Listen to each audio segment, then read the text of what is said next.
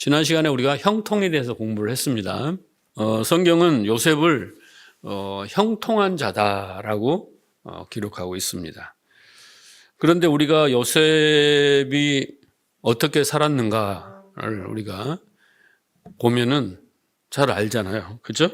형제들의 시기와 질투 때문에 버림을 받아서 가족들로부터, 부모로부터 생이별을 당하고 또 노예로 팔렸잖아요. 애굽에 가서 노예 생활을 하고 또 오해를 받아서 감옥에 가기도 하고 이렇게 한마디로 고난의 연속입니다. 그런데도 요셉을 형통한 자라 성경은 그렇게 말하고 있습니다. 그러면 요셉이 그런 고난의 삶을 살면서도 왜 형통한 자가 되었는가? 그 이유는 성경은 그 고난의 삶 가운데 하나님이 함께 하셨다. 이거예요. 그리고 하나님의 뜻이 요셉을 통해 이루어졌기 때문에 형통한 자라고 말합니다. 그래서 우리가 생각하는 형통이 만사의 형통하고 개념을 구분해서 성경이 말하는 형통을 잘 생각해야 됩니다. 우리가 추구하는 형통을 세상의 구호사전에 나오는 형통을 추구하면 안 되고 성경이 말하는 형통을 추구해야 되는 거예요. 그런데 많은 교회들이 세상의 형통을 자꾸 이렇게 이야기를 한단 말이에요. 그런데 성경의 형통은 그렇지 않습니다. 아무리 내가 부자가 되고 건강해도 그곳에 하나님이 함께하지 않고 하나님 뜻이 그곳에 이루어지지 않으면 그것은 형통이 아닙니다. 그래서 형통이란 게 뭐냐? 정리를 하자면 고난의 삶 가운데서도 하나님이 함께 하셔서, 왜 함께 하시냐면 하나님이 그 사람을 통해서, 그 일을 통해서 뜻을 이루시기 위해서 그것을 우리는 그런 것을 형통이라고 한다라는 것을 잘 정의를 하셔야 됩니다. 자, 그래서 여기서 우리가 여기서 깊이 생각해 보면요. 어떤 것을 깨달아야 되냐면, 우리의 삶에 있어서 고난이라는 것은 날 때부터, 그리고 그것은 운명적이며 피할 수 없는 필연적이고 필수적인 것이다라는 것을 깨달아야 됩니다. 성경을 묵상을 해보세요. 아니, 형통이라면 고난 자체가 없어야 되잖아요. 그런데 고난 자체는 없어지지 않아요. 요셉은 계속 고난의 연속인데 그 고난 가운데에도 하나님이 함께 하셔서 하나님의 뜻을 이루는 것을 형통이라고 했으니까 고난을 제거받고 고난이 없어지는 것이 형통이 아니라는 거예요. 그래서 우리가 생각하는 것은 고난이라는 것을 다시 한번 정리하면 우리는 태어날 때부터 그리고 필연적으로 필수적으로 이 고난은 뛸래야 뛸 수 없이 고난과 함께하는 삶을 살아야 된다는 거예요. 예. 근데 그 삶 속에서 하나님이 함께 하시냐 안 하시냐, 하나님 뜻이 이루어지냐 안 이루어지냐 차이로 갈라지는 거예요. 그래서 신자나 하나님 믿는 사람이나 믿지 않는 비신자나 세상 가운데 사는 사람들은 누구나 다 외에 없이 고난은 피할 수 없다. 이걸 전제로 해야 됩니다. 그래서 우리는 고난 받는 게 몹시 싫죠. 그렇잖아요. 그래서 기도합니다. 하나님, 고난을 제거해 주세요. 또 고난을 미리 막아주세요. 또 그 피할 길을 주세요. 그 고난으로부터 보호해 주세요. 그리고 내 뜻대로 해 주세요. 이렇게 우리는 기도합니다. 근데 여러분, 기도대로 됩니까? 기도한다고 고난이 없어지고 고난을 받지 않습니까? 여러 가지 어려운 문제를 당하잖아요. 그 어떤 분들은 또 그래요. 하나님이 자신에게만 고난을 주신다고. 주위를 둘러보면 다 형통한 것 같은데 나에게는 왜 우리 가정에는, 우리 교회는, 내 직장에는 이렇게 고난을 주시지? 이렇게 생각하시는 분이 있어요. 그러면 여러분 정말 하나님이 일부러 그 사람에게 무슨 억하심정을 가지고 고난을 주신다고 그렇게 생각하십니까? 아닙니다. 모두가 다 말을 안 하고 드러내지 않아서 그렇지 다 고난을 당합니다. 여러분, 왜 우리는 고난을 당하면 살아야 될까요? 자, 그래서 여러분, 왜 이 세상에 종교가 생긴 줄 아세요? 많은 종교가 있잖아요. 종교가 생긴 이유는 사람들이 스스로 해결하지 못한 고난을 해결하기 위해서 종교가 생겨났고 사람들은 종교를 갖는 겁니다. 네, 그 고난의 문제를 해결을 받고 행복해지려고. 근데 과연 종교가 고난의 문제를 해결해 주느냐? 그런 종교가 있으면 다 그리 몰리겠죠. 근데 그 종교도 해결할 수 없습니다. 대표적인 이제 종교가 불교인데, 여러분, 불교에서는 그 인생을 뭐라고 하냐면 고해라고 합니다. 괴로울 고자, 바다의 자. 인생은 마치 고통의 바다다라고 하는 거예요. 고통의 바다다.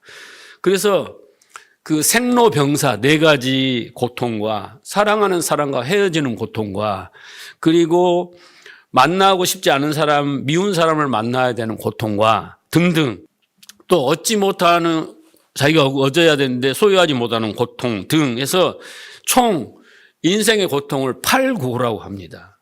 8고, 8가지 고통이라고 합니다. 그래서 누구나 이 8가지 고통을 겪을 수밖에 없다라고 합니다. 그런데 불교에서는 그 고통의 이유를, 근원을 뭐라고 말하냐면 인간의 모든 욕망과 오욕의 집착에서 생겨난다라고 생각하는 거예요. 불교에서 말하는 고통은 왜 생기냐?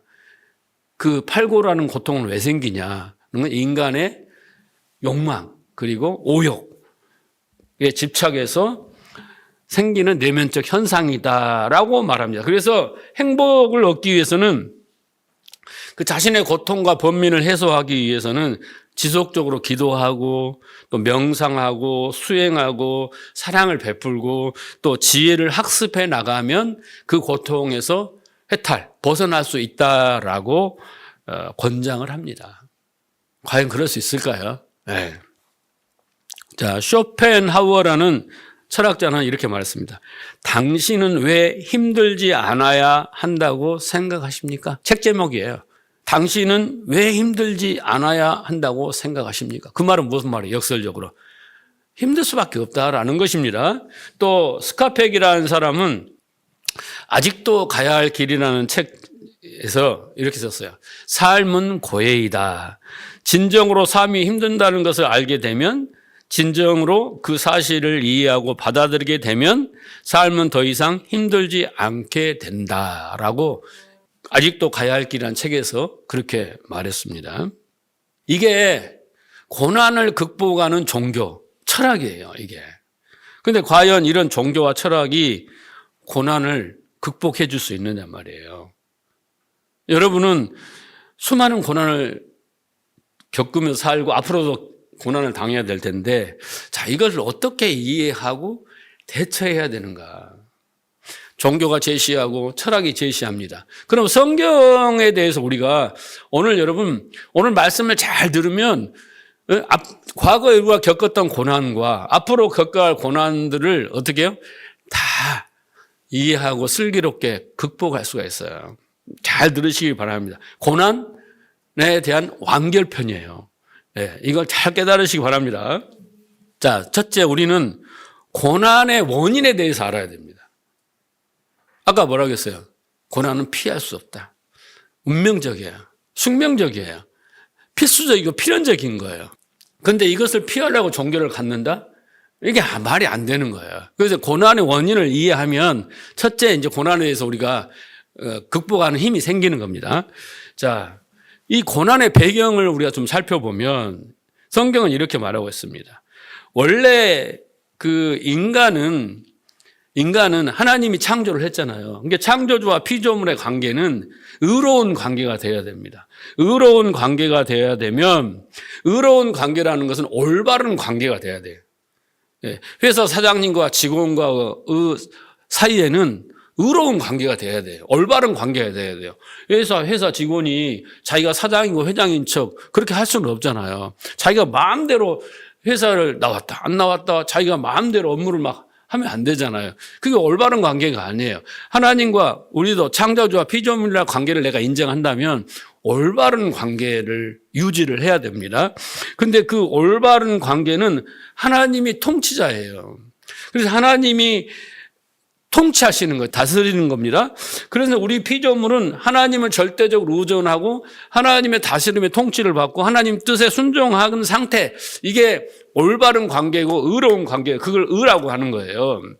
근데 인간은 태어나면서부터 하나님을 모르니까 불의한 관계가 됩니다. 그래서 인간은 스스로 이제 하나님이 돼서 스스로 왕이 되어서 모든 것을 판단하고 결정하고 살아요. 그리고 하나님 없이 자신의 힘으로, 자신의 어떤 그 능력으로 자신의 생명과 안녕과 행복을 유지하고 확보할 수 있다라고 생각을 합니다. 모든 인간들이. 그것을 성경은 교만이라고 하는 거예요. 무지라고 하는 것입니다. 자, 그래서 인간은 자기 스스로 힘으로 자기 안에 내재된 지혜나 지식이나 능력이나 경험이나 이런 힘을 가지고 자신의 안녕과 행복과 모든 것을 책임져야 되고 이루어야 돼요. 그런데 그렇게 되느냐? 아니죠. 인간은 항상 유한합니다. 그죠? 지식도 초등학교하고 대학교하고 다르잖아요. 지식도 유한해. 모든 것도 유한합니다. 그래서 그 유한함 때문에 생겨나는 것이 뭐냐면 바로 결핍이라고 하는 거예요. 하나님과 올바른 관계에서는 결핍이 없습니다. 그런데 인간이 내재된 자원으로 자기가 행복을 추구하고 모든 걸 이루어가려면 안 돼. 왜? 나에게는 능력이 없어. 제한됐단 말이에요. 그래서 거기서 생겨나오는 것이 뭐냐면 결핍이라는 거예요. 그래서 이 인간은 이 혼돈과 공허와 이 어둠의 세상 속에서 살아가는 방법은 행복해지려면 하나님으로부터 오는 생명력을 받아야 돼. 생명력을 받고 풍성히 채워져야 비로소 안녕과 행복과 이런 것들이 유지되게 하나님이 그렇게 만들어 놨잖아요. 그래서 하나님은 의존적으로 살아가야 되는데 그렇지 않고 자기의 제한된 능력과 힘과 지식과 경험으로 그렇게 취득하려고 그래요. 그런데 안 돼. 거기서 결핍이 생긴 거예요. 극심한 결핍이 생긴 거예요.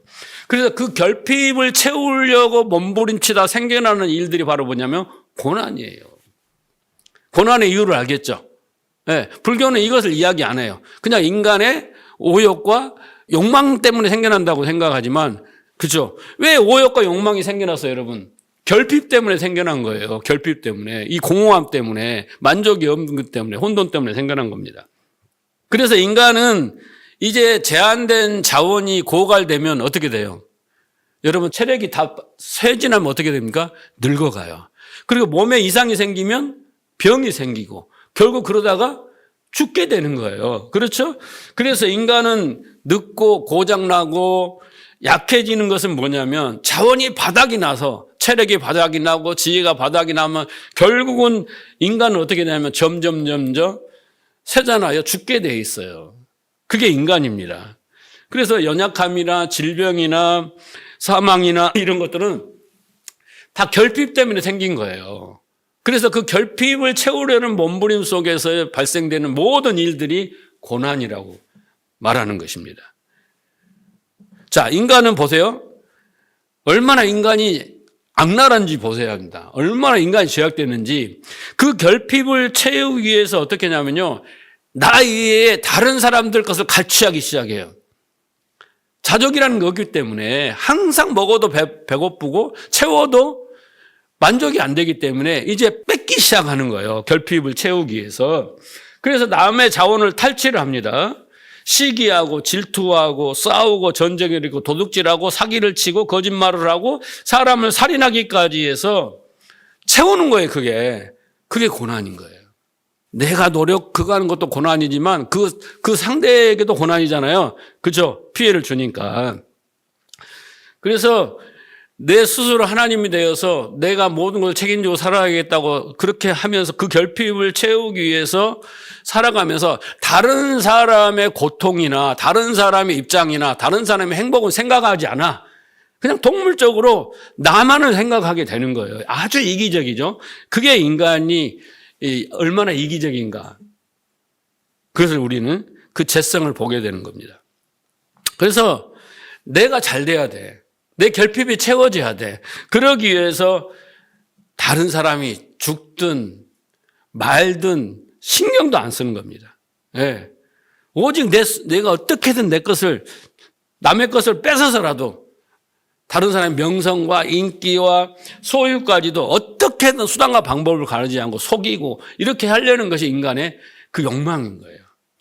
거기에서 무수한 고난들이 쏟아지는 겁니다. 무수한 고난들이. 마치 자기 결핍을 채우기 위해서 마치 흡혈귀처럼 말입니다. 예. 계속 어떻게 우리는 막 피를 빨아먹는 거예요. 남의 걸 착취하는 거예요. 예? 기업들이 막 노동자를 착취하고 그러지 않습니까? 막 그런 일들을 생각하는 거예요. 자, 이렇게 고난이라는 것은 고난의 원인을 지금 말씀하고 있습니다. 고난이라는 것은 인간이 하나님을 떠나서 오는 것이 뭐냐면 결핍이에요. 여러분, 하나님이 생명을 안 주면, 진리와 지혜를 안 주면 우리는 어떻게 되겠어요? 무지한 상태에서 계속 지혜로운 판단을 못하고 계속 가다 넘어지고 또 반복 실패하고 이렇게 되지 않을까? 그리고 내적으로는 얼마나 공허하겠어요. 공허하고, 그죠? 그렇게 그 생명이 없어서 우리는 이제 결핍이 생긴 거고, 그 결핍 때문에 이제 가난, 질병, 전쟁, 자연재해, 집착, 중독, 이런 사망의 증상들이 이제 나타나기 시작하는 거예요. 예. 그래서 이 모든 고난이라는 것은 여러분, 하나님이 주신 게 아니라 인간이 자초한 거예요. 자초한 것이요. 예. 그리고 여러분 가만히 들여다보면요. 우리의 인생도 보다 보면 많은 고난이 있잖아요. 그건 내 선택의 결과지 하나님이 우리한테 고난을 준 게 아니에요. 자꾸 우리는 하나님이 뭐 욥처럼 나를 어떻게 고난 주셨다 이렇게 하는데 아닙니다. 하나님은 고난 가운데 일을 하시는 거지 우리에게 고난을 주시고 그 속에서 우리를 어떻게 이런 생각을 버리세요. 고난이란 자초는 그 인간이 하나님을 떠나면서 그 결핍에서 그때부터 인간의 욕망이 작동하며 그렇잖아요. 그렇게 생긴 것이 고난이라니까요. 좀 이해 가십니까?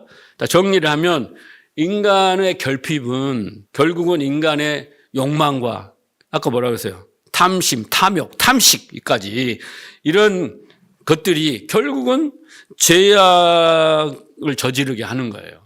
죄를 저지르게 하는 거예요. 그러면서 생겨나는 것들이 바로 고난이다라는 것입니다. 이해가 가십니까? 자, 그러면 성도는, 하나님 믿는 성도는, 구원받은 성도는 이 고난에 대해서 어떤 태도를 취해야 되는가? 여러분, 지금 여러분에게 제가 고난을 극복하는 방법을 지금 진리를 알려드리는 거예요. 첫째는 어떻게 해야 돼요? 고난이 왜 왔는가를 알아야 되잖아요. 그죠? 고난의 출생이 어디서 됐는가? 어디서 됐다고요? 하나님을 떠난 결핍에서 나온 거죠. 자, 그래서 정말 고난은 지긋지긋한 거예요. 저도 싫어요. 예? 말할 수 없는 고난이, 예, 심적인 것부터 시작해 육체적인 것부터 환경적인 많잖아요. 자, 근데 그 고난은 여러분, 성경은 뭐라고 하냐면요. 필연적인 거야.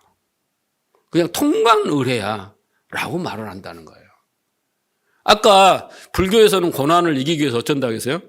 지혜를 배우고 수행을 하고 사랑을 베풀고 이런 걸 하라고 하잖아요. 근데 성경은 이 성도와 고난의 관계를 어떻게 설명하는가 보세요. 여러분 우리 성경대로 믿어야 되니까. 자, 보세요. 로마서 8장 17절. 자녀이며 또 후사요. 곧 하나님의 후사요. 후사가 뭡니까? 상속자라는 거 아닙니까? 그리스도와 함께 후사니 우리가 그와 함께 영광을 받기 위해 무엇도 받아야 된다? 고난도 함께 받아야 된다. 여러분, 예수를 믿는다고 고난이 해결되는 게 아니에요. 그렇게 가르치는 거 잘못 가르치는 거예요. 우리 종교로 하면 고난은 안 받습니다. 고난은 다 해결됩니다. 이건 다 사기예요. 예? 고난은 뭐라고요? 필연적이고 필수적인 거예요. 이 세상은 고난 속에 있는 거예요. 자체가. 예. 자, 그러면 고난도 어떻게 해야 된다? 함께 받아야 된다는 거예요. 자, 그리고 보세요. 베드로전서 4장 12절. 사랑하는 자들아 너희를 연단하려고 오는 불시험을 이상한 일을 당하는 것 같이 이상히 여기지 말고 오히려 너희가 그리스도의 고난에 참여하는 것으로 즐거워하라. 이는 그의 영광이 나타나실 때 너희로 즐거워하고 기뻐함이라. 여러분, 여기는 고난을 또 이제 불시험이라고 얘기했잖아요. 자, 그런데 뭘 하려고 온다고 그래요? 연단하려고 온다잖아요. 연단하려고 온다는 거예요. 예, 그리고 그리스도의 고난에 어떻게 해요? 참여하는 것을 즐거워하라고 하는 겁니다. 자, 베드로전서 5장 8절 보세요. 근신하라 깨어라 너희 대적 마귀가 우는 사자들 같이 두루 다닌 자를 삼킬 자를 찾나니 너희는 믿음을 굳건하게 하여 그를 대적하라. 자, 이는 세상에 있는 너희 형제들도 동일한 고난을 당하는 줄을 알미라. 예외가 없어요. 신자가 됐든 그리스도인이 됐든 간에 비그리스도인이 됐든 간에 고난을 당연한 거예요. 또 고난은 당연한 겁니다. 그죠? 모두가 다 그렇게 과거에 신자들도 믿음의 사람도 다 고난을 당했다라는 거예요. 자, 고린도 10장 11절, 13절. 사람이 감당할 시험 밖에는 너희가 당할 것이 없나니 오직 하나님은 미쁘사 너희가 감당하지 못할 시험을 당함을 허락지 아니하시고 시험 당할 즈음에 너희의 또한 피할 길을 내사 너희로 능히 감당하게 하시니라. 그래서 여기 또 시험이라고 했습니다. 그런데 어떤 시험이에요? 이 시험, 불시험이라고 하면서 감당할 시험이라고 했어요. 감당할 시험.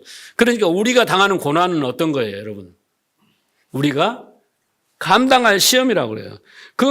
감당할 시험이라는 뜻은 뭐냐면 여러분, 누구나 다 겪는 시험이라는 뜻이에요. 원어의 뜻은. 감당할 시험이라는 것은 감당이가 아니라 모두가 다 겪는 시험이라 뜻입니다. 그러니까 이 성도는 고난과 불시험을 겪어야 한다. 이거 전제가 있는 거예요. 그리고 뭐라고 그랬어요? 즐거워해라. 여러분, 고난 가운데 즐거움이 나옵니까?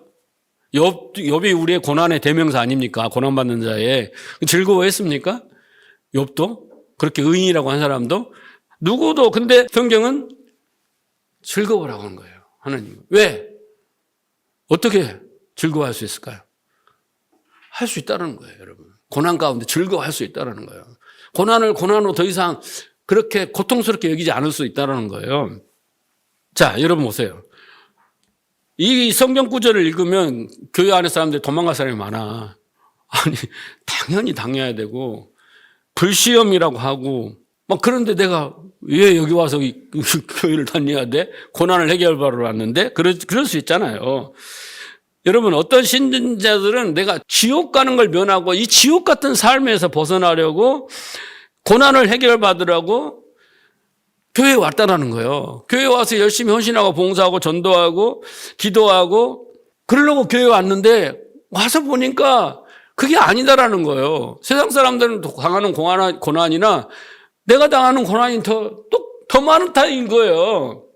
교회 와서 부자 되고 잘 되려고 했는데 세상 사람들이 더 잘 살더라는 거예요. 그래서 그것까지는 이해해. 근데 설상가상으로 뭐 하나 해결되고 좀 쉬려고 하면 또 하나 생기고 그러더라는 거예요. 고난이 끝이 없어. 그래서 좌절하고 절망해요. 그래서 나는 예수 믿고 행복한 적이 별로 없어요.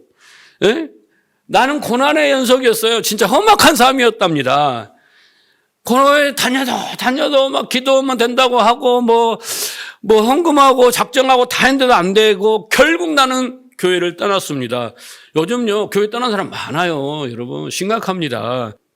이렇게 많은 사람들 우리 주위에 많습니다. 예, 전도할 때 보면 다 우리 교회 다녔다고 뭐 다 그런 사람들은 이런 사람들이에요. 여러분 이런 사람들처럼 안 되려면 오늘 말씀을 깊이 묵상해야 돼요. 정말 깨달아야 돼요. 고난에서 깨닫지 않으면 고난이 닥치면 여러분도 흔들립니다. 자, 창세기 39장에서 자, 요셉이 정말 고난을 구체적으로 이렇게 기록하고 있는데 성경은 그 끝에 오늘 마지막 절에 요셉은 형통한 자요. 하나님이 그를 범사에 형통하게 했더라. 지금 감옥에 있는데 감옥에서 형통하게 하면 뭐 하냐고. 여러분, 밖으로 나와야지.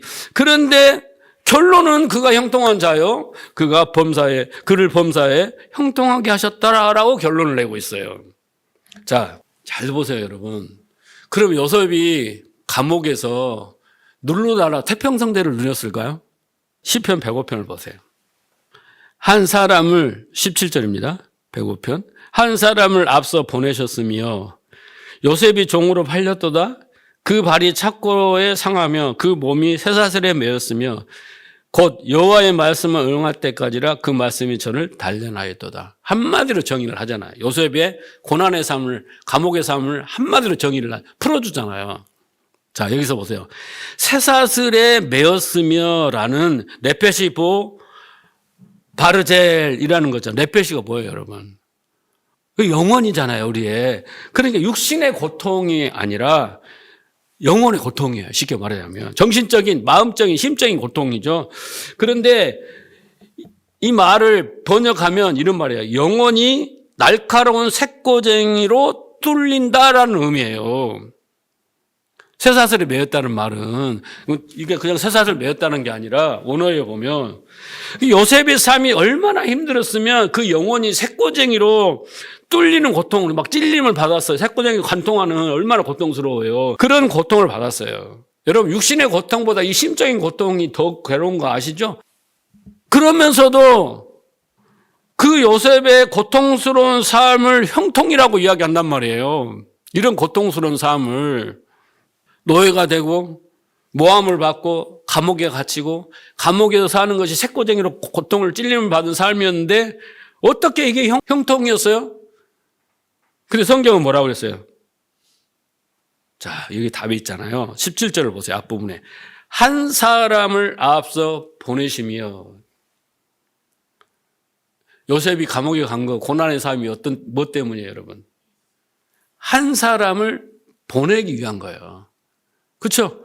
요셉을 앞서 보낸 거예요. 누구에 앞서서 지금?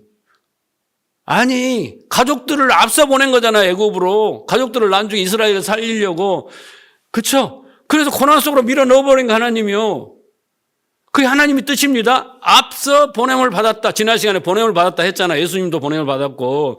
그 뜻이 있단 말이에요. 하나님의 뜻이. 그리고 보세요. 19절. 여호와의 말씀이 응할 때까지라 그랬어요. 그러니까 뭐예요? 한 사람을 미리 보내서 고난 속에 집어넣었어요. 그리고 여호와의 말씀이 저를 단련했다 그러잖아요. 끝터리에. 뭔 말이에요? 한 사람을 보내서 그 고난 속에 집어넣어서 요셉을 어떻게 했어요? 요셉이 통해서 하나님의 말씀이 이루려고 그를 어떻게 했다?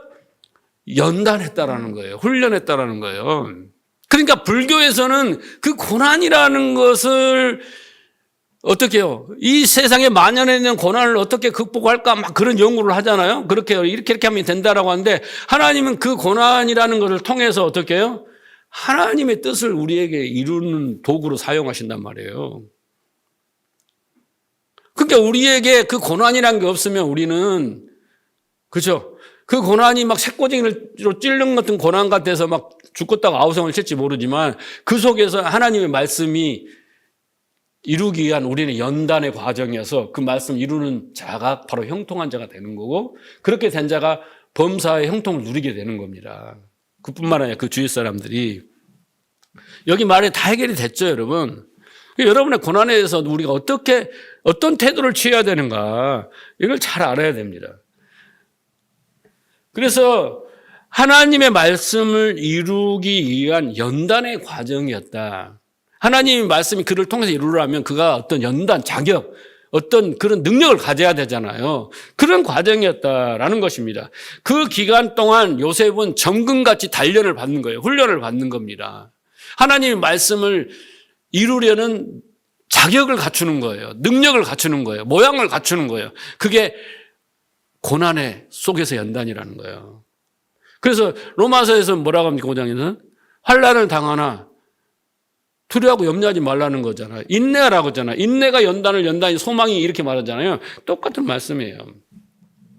그래서 요셉이 하나님의 백성으로서 정금같이 단련이 되어서 총리 대신을 딱 시켜놓으니까 하나님의 뜻을 이루는 거예요. 이 단련이 안 된 당시에서 총리 대신을 딱 올려놔봐요. 그럼 어떻게 했어요? 나라를 개판치는 거예요. 잘 우리 알고 있잖아요. 지금 잘 보시고 있잖아요. 자격이 없는 자가 총리 대신이 되니까 그 나라는 개판이 되는 거예요. 아수라장이 되는 거예요. 그런데 자격 있는 자가 지혜롭게 다스리니까 하나님의 뜻을 이루는 거예요. 하나님의 언약을 이루어가는 자가 되는 거잖아요. 그래서 요셉의 고난이 담고 있는 그 형통이라는 건 뭐냐면 그가 그 가운데서 연단을 받는다는 거예요. 연단입니다. 하나님 말씀이 응할 때까지 그 말씀으로 단련을 받아요. 근데 그 과정이 고난이라는 거예요. 그래서 하나님은 합력하여 선을 이루신다 그런 말도 있잖아요. 그래서 성도의 형통은 한마디로 고난을 통한 연단이다. 이해하시겠어요? 나의 형통은 따라해 봅시다. 나의 형통은 내가 원하는 되는 게 아니라 하나님의 뜻을 이루기 위하여 고난을 통한 연단이다라는 거예요. 그러니까 내가 고난을 통한 연단을 받고 있나? 라고 받아들이고 믿고 있는 자는 형통한 자고 하나님이 그가 어느 정도 연단이 되면 그를 통해서 범사를 형통하게 해주시는 겁니다. 그게 순서예요, 순서. 그래서 연단은 왜 연단을 하느냐? 그 말대로 보내심을 받았잖아요. 그 보내심을 받은 자가 하나님의 계시의 말씀을 이루기 위하여 연단을 받는 겁니다. 그러면 요셉이 어떤 계시를 받았습니까? 하나님의 어떤 말씀을 이루어야 됩니까? 그게 창세기 27장 29절이에요. 만민이 너로 섬기고 열국이 내게 굴복하리니 네가 형제들의 주가 되고 내 어미의 아들들이 내게 굴복하며 네게 저주하는 자는 저주받고 내게 축복하는 자는 복을 받길 원한다. 이게 뭡니까? 아브라함, 이삭, 야곱, 요셉에 와서 지금 이루어져야 돼. 요셉한테 이루어지고 있는 거잖아요. 요셉이 이걸 이루어야 되잖아요. 그러기 이 말씀이 요셉에게서 이루어지기 위해서 고난이라는 것이 필요했고 그 속에서 연단이 필요했다라는 것입니다. 다시 말해서 우리가 피상적으로 이야기해 보면 시대장 집에서 집사 생활을 하잖아요. 그리고 왕의 신하들이 갇혀있는 왕에서 감옥 생활을 하잖아요. 거기에서 정보도 없고 지식도 없고 그 사람들하고 관계를 맺으면서 어떻게 했습니까? 총리로서의 준비를 했다. 우리가 객관적으로 볼 때 그런 과정이었다라는 것을 우리는 알 수 있습니다. 생각해 보세요. 요셉 자신이 잘못으로 애굽의 종으로 팔려갔습니까? 아닙니다. 요셉이 감옥에 간 것은 보디발 아내 때문에 간 거잖아요. 자기가 잘못한 거 없어. 유혹과 모함 때문에 간 거 아닙니까? 그래서 요셉은 어떻게 보면요. 자기를 팔고 자기를 모함하고 유혹한 자들의 대신해서 어떻게 했어요? 그들의 대신해서 어떻게 해요? 노예의 삶으로 감옥의 사람으로 대속의 삶을 산 거예요. 자기가 자기 죄가 때문에 사는 게 아니라. 그래서 여러분 성도가 이제 고난을 당해야 된다고 했잖아요. 그 이유가 뭐 때문에? 연단 때문에. 그래서 여러분 노래가 있잖아요. 무엇은 필수. 고난은 필수예요. 고난은 필수. 왜? 연단이라는 과정을 살아야 되기 때문에. 연단 없이 여러분 아무리 좋은 철이 와도 그 철로 좋은 기구를 만들고 뭔가를 만들어서 비싼 가치 있는 물건이 되려면 어떻게 됩니까? 재련을 해야 되고 모양이 나오면 용광로에 넣어가지고 뜨겁게 해갖고 담금질을 막 해가지고 모양을 만들어내는 거 아닙니까? 그게 연단이에요. 연단. 그 연단 없이 여러분 우리가 거룩하고 흠없게 되고 하나님 자녀가 될 수 있겠습니까?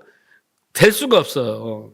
자, 그래서 두 번째는 이 성도가 그렇게 받는 고난을 어떤 고난이라고 합니다. 성경은. 자, 보세요. 골로새 1장 24절. 내가 이제 너희를 위하여 받는 괴로움을 기뻐하고 그리스도의 남은 고난을 그의 몸된 교회를 위하여 내 육체에 채우노라 그랬습니다. 그래서 여기에 보면 성도가 받는 고난을 뭐라고 명령했냐면 바울은 그리스도의 남은 고난이라고 그랬어요. 그것을 육체에 채운다는 것은 육체가 경험한다는 거예요. 무슨 고난이라고요? 그리스도의 남은 고난이다라는 거예요. 이 말을 오해하면 안 돼요. 예수님이 고난을 80%만 하고 20% 남겨놓고 우리가 20%를 해야 된다 이런 의미가 아니고 머리이신 예수님의 십자가의 고난이 예수님의 지체들인 성도의 삶에서 필연적으로 재현된다는 거예요. 연합이잖아요. 연합은 죽음의 연합, 부활의 연합 우리가 배웠잖아요. 반드시 우리는 죽어야 되고 죽은 자는 반드시 부활에 연합해야 되는 거예요. 그거 뭐예요? 같은 모양으로, 같은 닮을 꼴이라는 거예요. 그래서 머리이신 예수님의 그 남은 고난이라는 것은 그 예수님의 고난과 동일한 고난의 닮을 꼴을 우리가 경험하게 된다. 그런 의미예요. 연합된다. 고난에 연합된다라는 거예요. 경험을 해야 된다는 것입니다. 그게 필연적이라는 거예요. 그래서 보세요. 예수님의 고난의 십자가는 하나님의 백성을 탄생시켰잖아요. 그러면 우리가 성도들에게 당하는 고난은 또한 하나님의 뜻을 완성하는 뜻이 이루어지는 목적지예요. 그걸 탄생한단 말이에요. 그렇죠? 예수님은 우리를 탄생하게 고난을 했지만 우리는 그 똑같은 고난을 당하는 것은 나아가 이제 하나님의 뜻이 이루어지는, 그러기 위해서 똑같다 그 말입니다. 그래서 고난 없이는, 죽음 없이는 부활이 없듯이 고난이라는 걸 통해서 연단 없이는 새 사람이 나오지 않아요.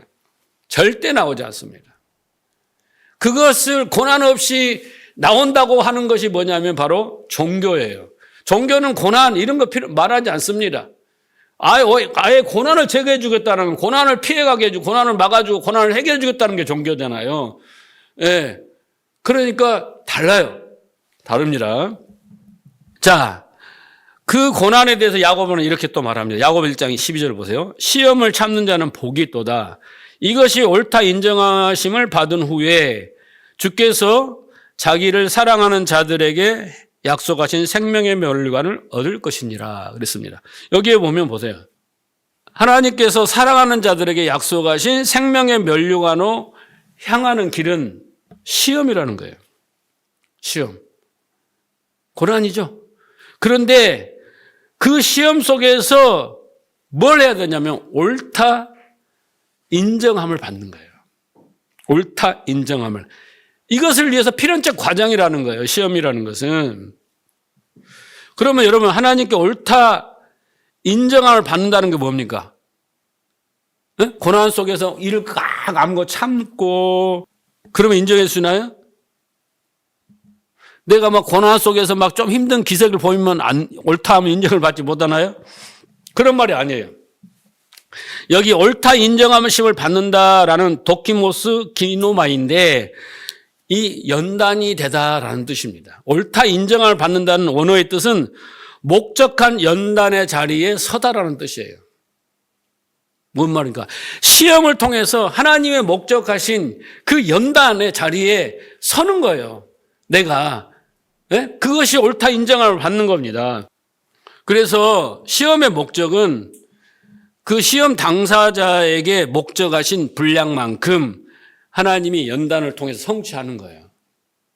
그것을 여러분들이 이겨내면 옳다 하면 인정을 받는 겁니다. 네. 그러니까 여러분 교회만 다니면서 예식, 주일 예배 그런 것만 참석하고 내가 전혀 변화가 없으면요. 그건 내 종교생활이라고 하는 거예요. 하나님의 뜻이 있잖아요. 우리를 거룩하고 흠없게 만지겠다는 하나님. 나는 너의 하나님이 되고 너의 백성이 되겠다는 그것은 연단을 통해서 만들어내기 때문에 그렇잖아요. 우리는 그렇게 고난이라는 걸 통해서 연단을 통해서 그렇게 만들어지는 과정과 열매가 있어야 되는데 우리는 교회 가서 고난을 제거해 주세요. 고난을 막아 주세요. 고난을 피하게 해줘서 고난을 해결해 주세요. 이것만 하고 있으면 그거 딱 해결되면 또 할렐루야 하고 막 살다가 또 고난 오면 교회가 고난에 대한 해결사입니까? 아니라고. 여러분 잘 이해하셔야 돼요. 그래서 우리는 고난을 통하여 연단을 받고 그 결과 하나님 백성이 되고 거룩하고 흠없는 믿음의 사람들이 되는 거예요. 네. 그래서 고난은 필수, 연단은 필수. 그렇죠? 이렇게 되는 겁니다. 자, 그러면 이제 보세요. 그렇게 고난이 어디서 왔는지를 알고 고난을 통해서 우리가 뭘 해야 연단해야 하는 걸 알잖아요. 그러면 결과 마지막 그러면 고난을 받고 그 이해를 한 사람들, 그 다음에 고난을 통해서 연단을 받는 사람들은 이제 결과가 나와야 돼요. 결과. 옳다 하면 인정을 받는다잖아요. 그러면 그 결과를 맺어내야 되는 겁니다. 그러면 그 결과를 맺어내는 사람들은 어떤 열매를 맺을까? 세 번째입니다. 그 사람들은 하나같이 죄가 뭔가를 압니다. 그 다음에 내가 죄인으로서 얼마나 추하고 더러우며 욕망과 욕심 그런 것들을 압니다. 깨닫는 거예요. 그것을 먼저 깨닫는 거예요. 그리고 이 고난을 출산해내는 그 죄 가운데 내가 있다라는 것을 깨달아요. 그래서 바울은 제일 먼저 나는 죄인 중에 괴수입니다 라고 고백을 하게 되는 겁니다. 자, 대화를 하나 들어볼게요. 자, 지금은 세상을 떠나고 없어요. 근데 바바라 존슨이라는 여사가 있어요. 이분은 베스트셀러 작가예요. 그분이 쓴 책 중에 유명한 책이 있는데 모자에 제나늄 꽃을 꽂고 행복하게 살아라라는 그 책이 베스트 50만 부가 팔렸다고 그래요. 지금은 더 팔렸겠죠. 이분은 평범한 주부였어요. 자, 그런데 이분이 고난을 많이 겪고 나서 책을 썼어요. 그래서 유명한 그 베스트셀러 작가가 됐고 행복하게 사는 사람이 유명한 사람이 됐어요. 이 사람의 남편은 엔지니어이고 4명의 건장한 아들이 있었습니다. 그리고 이 바바라 존슨은 아주 독실한 크리스찬이었어요. 자, 그런데 1966년에 어느 날 이 바바라 존슨이 교회에서 수련회 때 상담자로 청빙을 받았어요. 그래서 이제 준비를 하고 이제 남편을 먼저 보내고 자기는 이제 뭔가 준비가 늦어가지고 늦게 갔어요. 근데 그 수련회 장의 목적지 그 입구에 도착했는데 그 앞에 교통사고가 난 거예요. 그래서 누가 막 심하게 다친 것 같아서 가보니까 자기 남편이 좀 전에 집안에서 내가 먼저 가세요. 뒤에 따라갈게요. 그랬던 남편이 먼저 간 남편이 교통사고가 난 거예요. 그래서 머리가 깨지고 뇌가 막 밖으로 나올 정도로 심하게 다쳐서 이 남편이 식물인간이 된 거야. 그리고 여기서 끝나는 게 아닙니다. 그 후에 얼마 있다가 둘째 아들이 고등학교를 졸업하고 해병대에 입대를 했습니다. 그래가지고 이 아들이 어디로 투입됐냐면 월남전에 투입됐어요. 월남전에 투입돼가지고 그로부터 4개월 만에 월남전에서 전사를 합니다. 그리고 그 아들을 잃은 상실감에서 좀 벗어날 쯤 되어서 첫째 아들이 경찰대학에 입학을 해요. 그 기념으로 알래스카 여행을 갑니다. 그리고 이 알래스카 여행에서 자연 대만물을 구경하다가 관광하다가 이 아들이 갑자기 주님을 만나요. 그래가지고 엄마한테 나 주님을 만났어. 인격적으로 만났어. 막 그러면서 할렐루야. 그래가지고 막 울고 막 기쁜 소식을 전하는데 얼마 있다가 그 아들이 그 전화를 받는 과정 속에서 음주운전 차량에, 이 큰아들인데 음주운전 차량에 추돌당해서 그 자리에서 즉사를 합니다. 자, 두 아들을 남편은 뇌사 상태에 있고 두 아들을 잃었어요. 그래서 사람들이 막 위로를 합니다. 그래서 하나님이 뭐 아들을 너무 사랑하셔서 일찍 데려가신 것이라는 등, 그래도 두 아들이 남아있지 않느냐는 등, 막 이렇게 감사하라는 등, 막 그런 위로답지 않는 위로를 할 때 자기는 막 분노하고, 그렇게 말한 사람은 입을 찢어버리고 싶고, 막 이렇게 괴로워했습니다. 그리고 2년이 지났어요. 그 상처가 아물기도 전에 이 셋째 아들이 우연히 아들 방에 딱 들어갔더니 아들이 그 책이랑 여러 가지 뭐 여러 때 보니까 아들이 동성 연애자인 거예요. 그래가지고 엄마하고 심히 다투다가 아들이 가출을 해버립니다. 자, 여러분, 이 독실한 크리스천인 이 바바라 존슨의 삶 속에서 하나님은 하나도 안 보입니다. 그죠? 하나님은 하나도 안 보여요. 하나님의 은혜와 역사는 보이지 않습니다. 네. 그래서 이 여사가 그런 일을 겪으면서 심각한 우울증과 공황 증세로 숨쉬기조차 힘든 그런 고통의 세월을 보냅니다. 그리고 한동안 시간이 지난 뒤에 이분이 책을 써요. 그러면서 Be happy. 처음에 쓴 책이 행복하세요라는 책을 씁니다. 그러면서 이분이 무슨 일을 하냐면 동성애를 둔 부모들을 상담해주고 위로해주고 음주사고를 당해서 자식을 잃은 사람들의 모임에 나가서 상담하고 위로해주고 또 전쟁에 가서 자식을 잃은 그런 부모들을 모임에 가서 위로하고 상담해주는 그런 일을 합니다. 그러면서 누군가 그에게 인터뷰를 했습니다. 이제 그분이 책을 쓰고 유명해지고 이렇게 되니까 그분이 이런 말을 했습니다. 제가 읽어드리면 나는 나에게 그런 고난의 시간을 허락한 하나님을 저주하고 원망하기도 했습니다. 근데 가만히 생각하니 그 모든 사건과 상황들은 다 우리 인간의 죄가 만들어낸 놓은 것임을 깨닫게 되었습니다. 그리고 그 고난이라는 아이를 출산의 자리에 바로 내가 몸을 풀고 있었음을 알게 되었습니다. 그러고 보니 나에게 닥친 불행한 사건들은 모두 나와 이 세상의 죄가 만들어 놓은 것이었습니다. 그 후로 오히려 나는 하나님께 죄송한 마음으로 회개의 기도를 올리게 되었습니다. 나에게 닥친 모든 고난은 바로 아담 안에 있는 내가 만들어 놓은 것임을 알게 되자 하나님 앞에 회개할 것이 없었습니다. 그리고 나는 그 후로 죄를 더욱 미워하게 되었습니다. 이 모든 사지의 모든 다 죄의 공격에 의해 빼앗기고 나에게 잇몸만 남게 된다 할지라도 나는 그 죄를 잇몸이라도 물어 뜯어 버릴 것입니다. 그래서 이분이 이런 깨달음을 한 거예요. 은혜를 받으신 거죠. 예. 아, 이 고난의 시작이 어디였는가?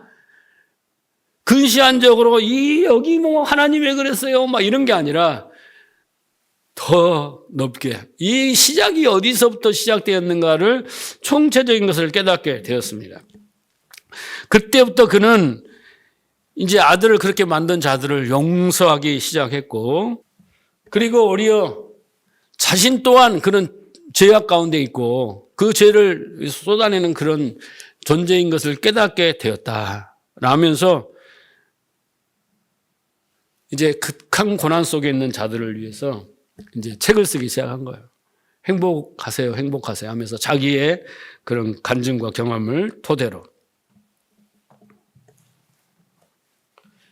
여러분, 이해가 가십니까? 이분이 이렇게 변할 수 있는 이유가 뭘까요?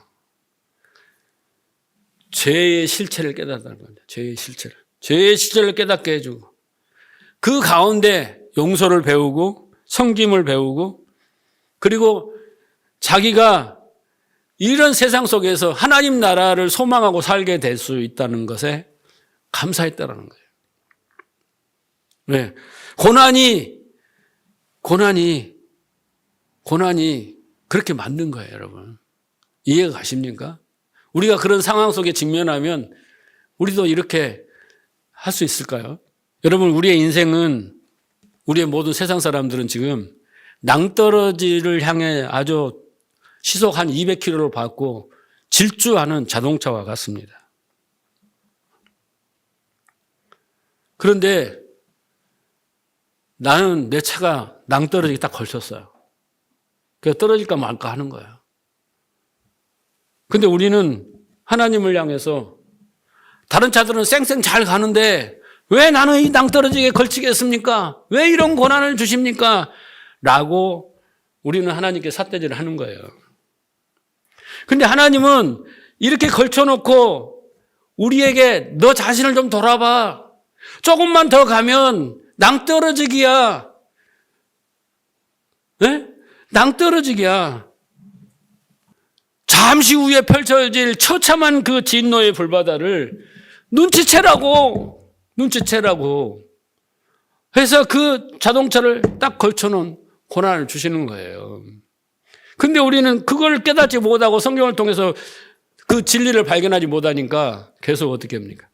왜 나를 이따위로 이렇게 만들었느냐고. 내가 하나님께 드린 헌금이 얼마고 기도가 얼마고 헌신이 얼마고 전도가 얼마인데 왜 내 자식에게 이런 고난을 주시냐고. 말은 안 하지. 속마음으로. 그렇게 한단 말이에요. 근데 이게 뭐라고 하느님? 연단이라고, 연단. 고난이 그 속에 우리를 연단하신다는 거예요. 그래서 우리는 여러분 고난의 현장 속에서 그 지옥의 맛을 봐야 되고 하나님의 진노의 맛을 봐야 되고 죄에게 그 무시무시한 것들을 깨달아야 되는 거예요. 깨달아야 되는 거예요. 네? 남들이 고난당하면 나는 안 당해도 다행이다. 이게 아니에요, 여러분. 고난 속에서요, 고난과 비교할 수 없는 그 하나님의 진노가 우리에게 부어질 뻔했다는 것을 깨달아야 돼요. 이 바버라 존슨 여사처럼. 그래서 거기에서 건져주신 그 은혜에 감사할 수 있어야 됩니다. 자, 로마서 8장 35절 보세요. 누가 우리를 그리스도의 사랑에서 끊으리요? 환난이나 곤고나 핍박이나 기근이나 적신이나 위험이나 칼이랴. 여러분, 곤고, 환난, 핍박, 기근, 적신 온갖 종합 세트로 고난이 있는데 여러분 이것으로 여러분 망하지 않습니다. 끝나지 않습니다. 그런데 그렇게 망하지 않고 끝나지 않고 고통 속에서 신음하지 않는 방법은 이 고난을 어떻게 이해하느냐가 중요하다는 거예요. 누가 우리를 그리스도 사랑해서 끊으리요? 적신이 끊겠냐? 곤고가 끊겠냐? 사망이 끊겠냐? 질병이 끊겠냐? 끊을 수 없다라는 거예요.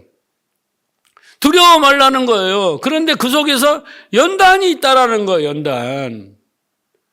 그런다고 하나님 주신 고난이 아니라 너희들이 나를 버리고 떠난 그 속에서 생겨난 고난 아닙니까? 그런데 하나님이 택한 자들에게는 어떤 것도 끊을 수 없다라는 전제가 있어야 돼요. 고난의 근원을 알아야 돼요. 고난에 우리가 어떤 태도를 취해야 되는 거 알아야 되고 고난에서 취해야 될 것이 뭔가를 알아야 고난이 우리에게는 필연적으로 오는 건데 그것 갖고 시시비비하고 따지고 이런 게 아니라 그 고난 속에서 하나님 뜻이 되게 이루어지는 겁니다. 그래야 형통한 자가 되는 거예요. 그래야 형통한 삶을 사는 겁니다. 하나님은 절대 어떤 고난을 통해서도 고난이 와도 고난 할아버지가 와도 우리를 끊을 수 없다. 이 전제를 믿으시기 바랍니다. 그래서 우리는 어떤 고난을 통과하면서도 끝까지 여러분 여기 손을 보세요. 하나님이 우리를 딱 잡으셨어요. 이렇게. 하나님이 우리를 잡았어. 그렇죠? 하나님이 우리를 잡았어요. 그러면 하나님은 놓질 않아. 그런데 우리가 하나님을 잡는단 말이에요. 이게 믿음이라는 거예요. 근데 우리가 낭떠러지 가면 놔버려. 손을 우리가 힘이 없으니까. 그렇죠? 근데 하나님은 안 놓는다고 한번 잡은 손을 택한 사람들은. 그렇죠? 하나님이 안 놓으신다는 전제에 있어야 돼요. 그 믿음이 우리에게 있어야 되는 거죠. 그 속에서 우리는 깨달아야 되는 거예요. 하나님의 끊을 수 없는, 끊지 못하는 그 사랑, 버리지 않는 그 약속, 이걸 깨달아야 되고 그 속에서 내가 연단의 과정이라는 것을 또한 깨달으셔야 됩니다. 자, 말씀을 정리합니다. 여러분, 고난이라는 것은 하나님을 떠난 인간들에게 닥쳐오는 그죠? 인간들의 결핍으로 말미암아 생겨나는 것을 채우려는 시도의 모든 결과물이 고난이라고 그랬습니다. 그죠? 그런데 그 고난은 모두에게 숙명과 운명과 같이 필연적으로 찾아오는 것이라고 했어요. 여러분, 고난이 왔어요. 그런데 제일 불행하고 고통스러운 거 뭔지 아세요? 고난 중에서 자신이 그걸 이겨낼 힘이 없어요. 그리고 해결될 실마리가 요만큼도 티끌만큼도 없어요. 그래서 희망이 없는 고난은요, 제일 괴로운 거예요. 그래서 사람들이 우울증에 빠지고 자살을 하게 되는 겁니다. 그런데 우리는 아니잖아요. 지금 공부했잖아요. 끊을 수 없다잖아요. 그 고난이 나를. 그렇잖아요. 그러니까 우리에게는 희망과 소망이 있는 겁니다. 예, 그리고 더 플러스적으로 그것을 우리가 연단을 되어서 하나님 뜻이 이루어진다잖아요. 형통하게 된다잖아요. 그렇잖아요. 자, 보세요. 요셉은 아까 창세기 27장에서 형제들의 주가 된다 그랬어요. 요셉에게 형제들의 주가 된다 이랬잖아요. 그래서 요셉은 그 형제들의 주가 됩니다. 결국 창세기 42장에 가면. 그렇죠? 예? 형제들이 다 머리를 숙이잖아요. 꿈대로 볕단이 숨기고 해 별들이 그런 것처럼 형제들의 주가 됩니다. 그리고 그 형제들을 구원해는 구원의 삶을 사는 거예요. 그렇지 않습니까? 요셉은 하나님 뜻이 그거였는데 그 과정을 통해서 결국은 하나님 뜻을 이루어요. 형제들의 주가 되어서 그들을 구원해내는 그 역할을 하지 않습니까? 그것이 고난과 연단의 과정을 통해서 요셉이 그 역할을 하나님 뜻을 이룬 겁니다. 그런데 우리가 그 고난의 현실 앞에서 좀 힘들다고 나 고난 싫어요. 그러면 뭔 말입니까? 하나님 뜻 싫어요. 하나님 연단 싫어요. 그거 다 필요 없어요. 나 하나님 상관없네요. 요 말이에요. 그래서 우리는 그 고난의 현장 속에서 잘 참고 견디고 그 과정 속에서 깨닫고 배우면 되는 겁니다. 그게 연단이 아닙니까? 그러면 되는 거예요. 그랬을 때 이제 하나님의 영광이 나에게서 세상으로 나타나는 겁니다. 그래서 하나님이 우리를 연단을 통해서 나를 형통한 자로 만드시고 그 다음에 어떻게 해요? 범사를 형통케 하심으로 다른 자들을 형통하게 하는 자로 사용되는 거예요. 네. 내가 먼저 형통한 자가 되어야 하는 거죠. 하나님 뜻이 이루어지는. 자, 그래서 우리의 고난의 삶은 요즘 나라가 고난 아닙니까? 요즘 교회도 지금 여러분 교회 그 교회에 관계된 사이트가 있어요. 뉴스. 그런 데 들어가 보세요. 정말 심각합니다. 한국 교회에. 너무너무 심각해요. 네? 그 고난의 시기를 겪고 있어요. 우리가 지금. 네? 사회도 그렇고 교회도 그렇고 개인적으로 그렇고 경제적으로 다 어렵지 않습니까? 직장도 어렵고 모두가 다 어렵고 고난의 시기를 겪고 있습니다. 그런데 고난이 더 이상 우리에게 고난되지 않아야 되는 거예요. 네, 고난 가운데도 태풍이 부는데 그 속에는 태풍의 눈 속에는 고요함이 있듯이 그 속에서 우리가 고요하게 이겨낼 수 있는 비결은 뭐예요? 고난의 의미를 아는 겁니다. 이유를 아는 겁니다. 네, 고난 가운데 해결해야 하나님 뜻을 깨닫는 거예요. 그러면 우리는 고난은 더 이상 우리에게 고난이 아닙니다. 잘 견디시고 잘 인내하시고 참으십시오. 그 고난은 찰나입니다. 찰나예요. 그 뒤에 범사가 형통케 되는 축복은 따라오는 것입니다. 그렇게 여러분도 하나님 뜻을 이루는 자가 되기를 주님으로 축복합니다.